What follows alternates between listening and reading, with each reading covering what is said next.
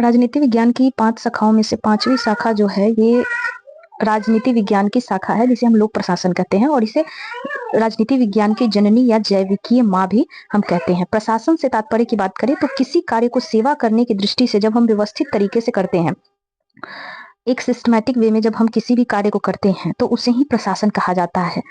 Herbert Simon ने प्रशासन की परिभाषा देते हुए बताया है कि प्रशासन को समान लक्ष्यों को प्राप्त करने के लिए आपसी सहयोग से काम करते समूहों की गतिविधि जो होती है उसी के रूप में इसे परिभाषित किया है हर्बर्ट साइमन ने, कि जब मतलब प्रशासन को जैसे समान लक्ष्य को प्राप्त करने के लिए लोग जब आपस में सहयोग करके और सामूहिक रूप से उस गतिविधि के रूप में कार्य करते हैं उसे ही हर्बर्ट साइमन प्रशासन मानता है। एल डी वाइट के शब्दों में देखें तो प्रशासन की कला किसी लक्ष्य या उद्देश्य को हासिल करने के लिए अनेक व्यक्तियों के कार्यों का निर्देशन, समन्वय और नियंत्रण है।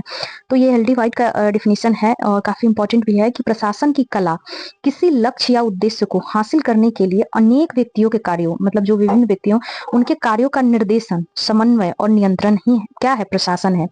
लूथर गुलिक की परिभाषा देखिए प्रशासन के संदर्भ में, तो वो मानते हैं कि प्रशासन का सरोकार निर्धारित उद्देश्यों की पूर्ति के साथ कामों को कराने से है, कि एक जब निर्धारित उद्देश्य की पूर्ति होती है और साथ में काम जो किया जाता है उसे ही हम प्रशासन कहते हैं।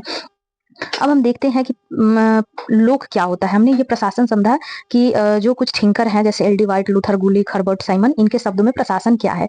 अब हम देखेंगे कि लोक शब्द का तात्पर्य क्या है। तो लोक से तात्पर्य होता है जनता। जनता मीन्स ये व्यापक नहीं है शब्द, मतलब जनता व्यापक शब्द नहीं है, सरकार शब्द व्यापक होती है। तो लोक से तात्पर्य जनता और सरकार है, और सरकार व्यापक शब्द है।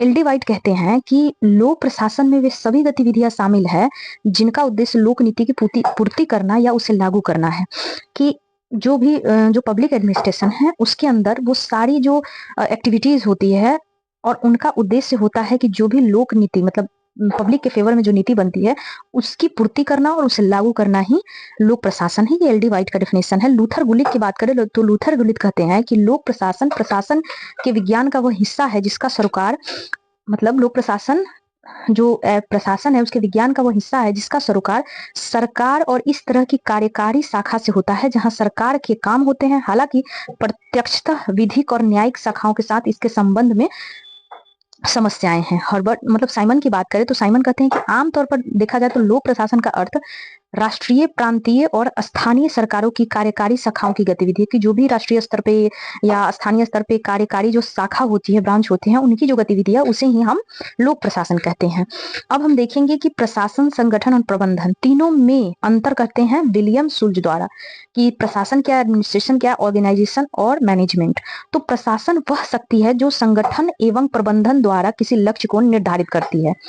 तो इन दोनों में अंतर बताए हैं विलियम जूल्स की। प्रशासन वह शक्ति है जो संगठन, ऑर्गेनाइजेशन एवं मैनेजमेंट जो प्रबंधन होता है उनके द्वारा किसी भी लक्ष्य को निर्धारित करती है। प्रशासन ऐसी व्यापक नीतियों, मतलब प्रशासन जो है ऐसी नीतियां भी तय करता है जिसके अंतर्गत संगठन और प्रबंधन काम करते हैं। अब बात करते हैं कि संगठन की, तो मनुष्य सामग्रियों, औजारों, यंत्रों और कार्यक्षेत्रों का ऐसा मिश्रण है जो किसी वांछित लक्ष्य की पूर्ति के लिए व्यवस्थित और प्रभावी ढंग से इकट्ठा किया गया है, इसे ही क्या कहते हैं, संगठन। मैनेजमेंट की बात करें तो जहाँ पे जैसे मार्गदर्शन करना किसी भी क्षेत्र में या उसका लीड करना, नेतृत्व करना ही क्या कहता है, किसी भी कार्य को प्रबंधन कहा जाता है। लोक प्रशासन के जो अध्ययन है उसके उपागम क्या क्या है, तो इसके उपागम की बात करें तो पहला जो उपागम है वो है दार्शनिक उपागम। तो दार्शनिक उपागम हम लोग देखते हैं कि फिलोसफिकल अप्रोच जो है ये सबसे पुराना है, प्रशासनिक गतिविधियों के सभी पहलुओं पर विचार करता है, जो भी प्रशासन के अंदर पहलू है उन सभी पहलुओं पर बात करता है। और ये जो दार्शनिक उपागम है ये जो इम्पोर्टेंट जो इसका फोकस होता है वो होता है क्या होना चाहिए पे, और ये आदर्शात्मक बात करती है। उसके बाद प्रशासनिक गतिविधियों के आधारभूत आदर्शों को प्रतिपादित करना ही क्या है, दार्शनिक उपागम है। दार्शनिक उपागम के समर्थक है जैसे प्लेटो, हॉब्स, महाभारत में शांति पर्व, स्वामी विवेकानंद, पीटर सेल्फ। तो ये सब एग्जाम्पल से हम समझ सकते हैं कि प्लेटो रिपब्लिक में बात करता है, हॉब्स लेवियाथन में बात करता है, महाभारत के शांति पर्व में भी दार्शनिक उपागम की बात की गई है। उसके बाद दूसरा है कानूनी उपागम। कानूनी उपागम जो है यूरोप के France, Belgium, Germany, Britain, America के फ्रैंक जे गुडनाउ हैं, वो बात करते हैं कानूनी उपागम की, और ये कानून के एक हिस्से के रूप में कार्य करता है कानूनी उपागम। और संवैधानिक कानूनी ढांचे, संगठन, कार्य, लोक अधिकारी की सीमाओं पर बल देता है, और इसे हम न्यायिक उपागम भी कहते हैं। तीसरा जो है वो है ऐतिहासिक उपागम।